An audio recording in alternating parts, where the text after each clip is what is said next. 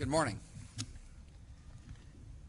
The global devastation of HIV/AIDS staggers the imagination and shocks the conscience. The disease has already killed over 20 million people, and it's poised to kill at least 40 million more. In Africa, the disease clouds the future of entire nations and threatens to hold back the hopes of an entire continent. In the hardest hit countries of sub-Saharan Africa, as much as 1/3 of the adult population is infected with HIV, and 10% or more of the school teachers will die of AIDS within 5 years. The wasted human lives that lie behind these numbers are a call to action for every person on the planet and for every government.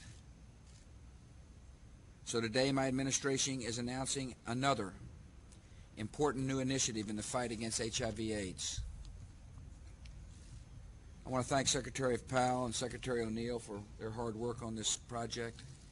I appreciate so very much Tommy Thompson, Secretary of the Department of Health and Human Services, for he and his staff's vision and implementation procedures for this project. I want to thank Andrew Natsios, the administrator of USAID.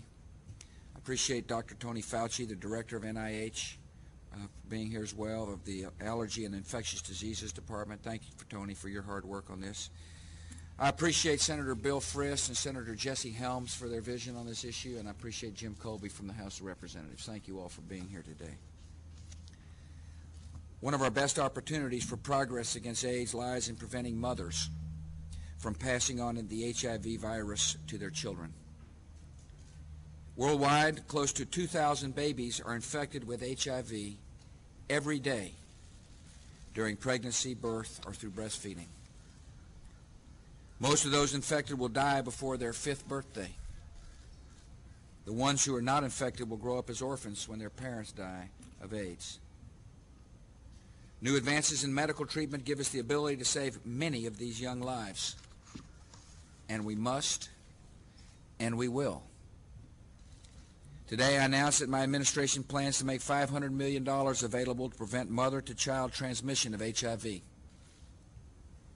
This new effort, which will be funded during the next 16 months, will allow us to treat 1 million women annually and reduce mother-to-child transmission by 40% within 5 years or less in target countries. I thank all the members of Congress who supported this initiative, especially Senators Frist and Helms. Their visionary leadership on this issue will mean the difference between life and death for hundreds of thousands of children. Our initiative will focus on 12 countries in Africa and others in the Caribbean where the problem is most severe and where our help can make the greatest amount of difference. We'll pursue medical strategies that have a proven track record. We will define specific goals. We will demand effective management. When the lives of babies and mothers are at stake, the only measure of compassion is real results. We have a 3-part strategy. First, in places with stronger healthcare systems, we will provide voluntary testing, prevention, counseling, and a comprehensive therapy of antiretroviral medications for both mother and child, beginning before delivery and continuing after delivery. This combination has proven extremely effective in preventing transmission of the HIV virus. Second, in places with weaker healthcare systems, we will provide testing and counseling, and we will support programs that administer a single dose of nevirapine to the mother at the time of delivery and at least 1 dose to the infant shortly after birth. This therapy reduces the chances of infection by nearly 50%. Third, and most importantly, we'll make a major effort to improve the healthcare delivery systems in targeted countries. This will allow more women and babies to receive the comprehensive therapy. It will allow for better and longer treatment and care of all AIDS victims. and it will lead to better health care in general for all the country's citizens. We'll help build better health care systems by pairing hospitals in America and hospitals in Africa, so that African hospitals can gain more expertise in administering effective AIDS programs. We'll also send volunteer medical professionals from the United States to assist and train their African counterparts. And we will recruit and pay African medical and graduate students to provide testing, treatment, and care.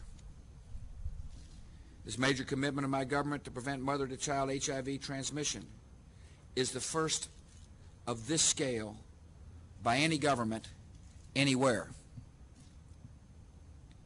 In time, we will gain valuable experience, improve treatment methods, and sharpen our training strategies. Healthcare systems in targeted countries will get better, and this will make even more progress possible. And as we see what works, we will make more funding available. The United States already contributes approximately $1 billion a year to international efforts to combat HIV/AIDS. In addition, we plan to spend more than $2.5 billion on research and development for new drugs and new treatments. We've committed $500 million to the Global Fund to fight AIDS and other infectious diseases. And we stand ready to commit more as this fund demonstrates its success. Today's initiative is not a substitute for any of these efforts. It is not a substitute for further U.S. contributions to the Global Fund. This initiative will complement those efforts, and it is an essential new step in our global struggle against AIDS. Today, I'll call on other industrialized nations and international organizations to join this crucial effort to save children from disease and death. Medical science gives us the power to save these young lives. Conscience demands we do so. Thank you very much. Mr. President, can you talk about the Middle East for a second?